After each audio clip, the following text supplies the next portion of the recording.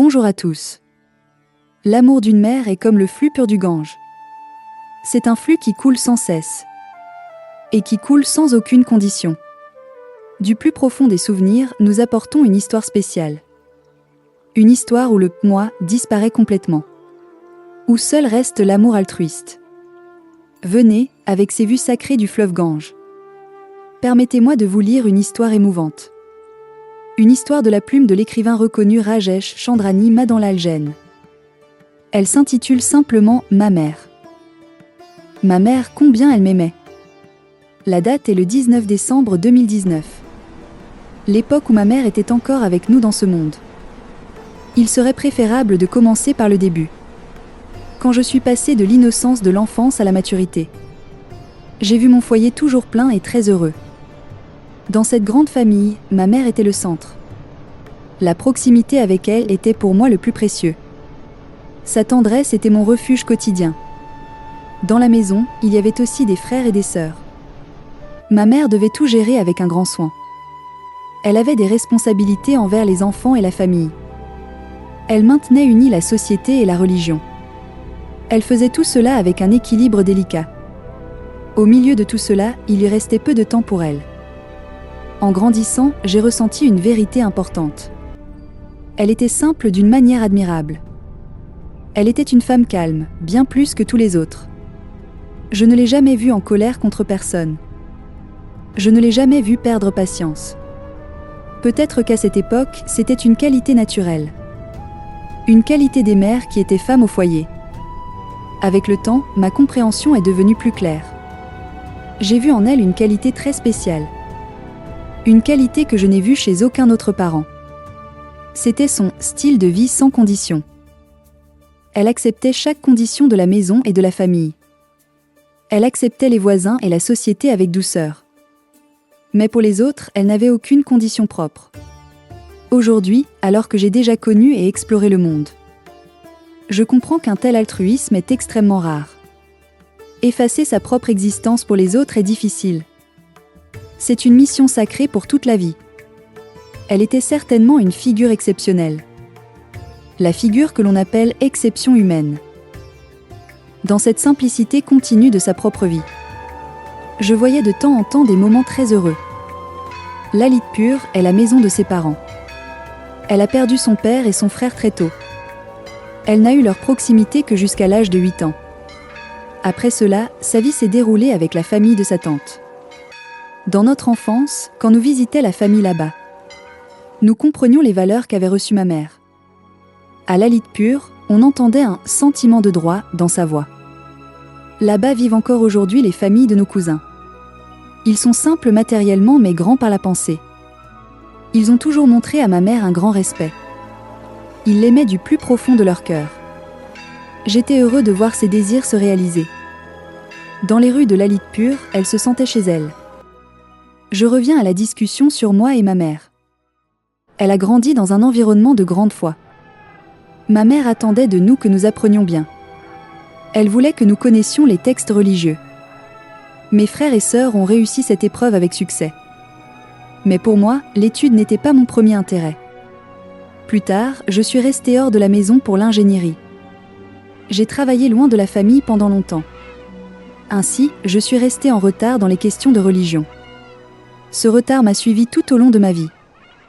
Il y a 5 ans, mon père nous a quittés. Depuis lors, ma mère s'affaiblissait jour après jour. Ces 2 dernières années, elle est restée alitée. Les douleurs articulaires lui rendaient tout difficile. La famille de mon frère cadet s'occupe d'elle avec amour. Son corps est devenu très faible et petit maintenant. Elle pèse moins de 30 kilos aujourd'hui.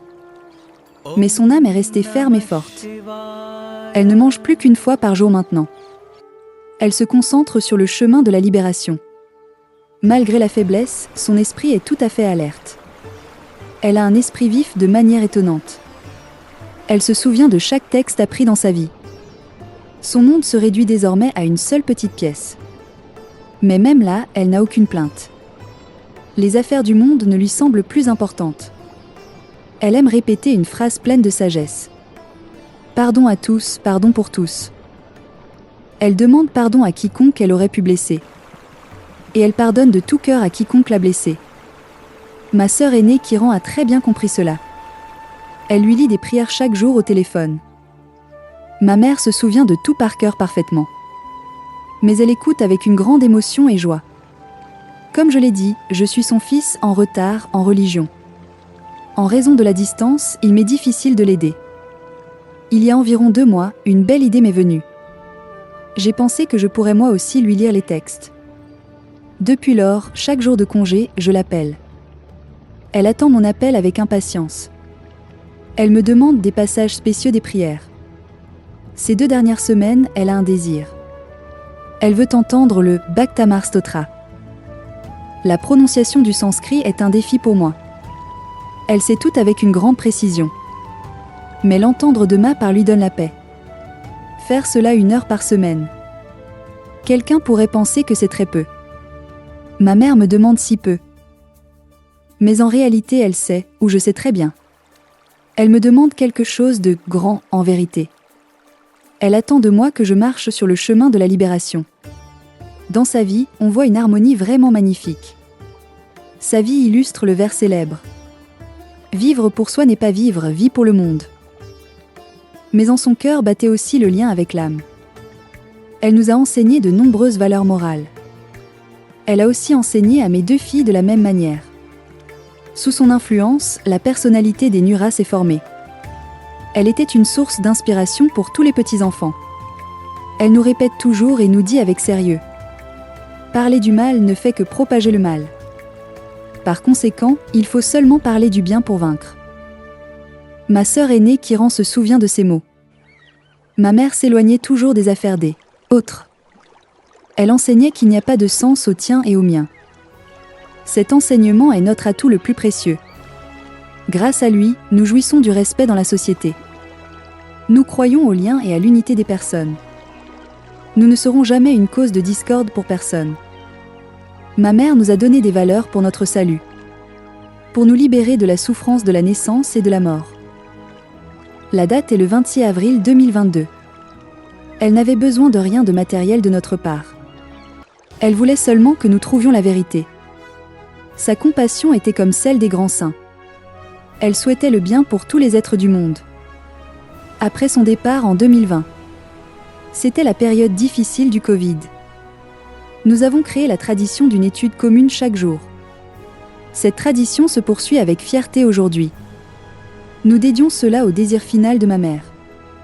Kiran, Shobha et Rachna en assurent la continuité. Aujourd'hui, je partage à nouveau cet écrit en sa mémoire. Vous venez d'entendre les mots de Rajesh pour sa mère. C'est une tradition vivante qui ne cesse jamais. L'amour véritable est dans le développement de l'âme. Aujourd'hui, ma mère n'est plus parmi nous physiquement.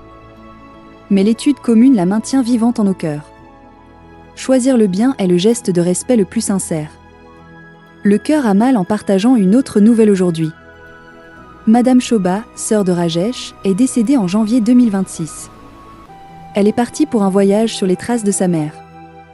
Nous lui témoignons un grand respect dans cette présentation. Merci de nous avoir écoutés.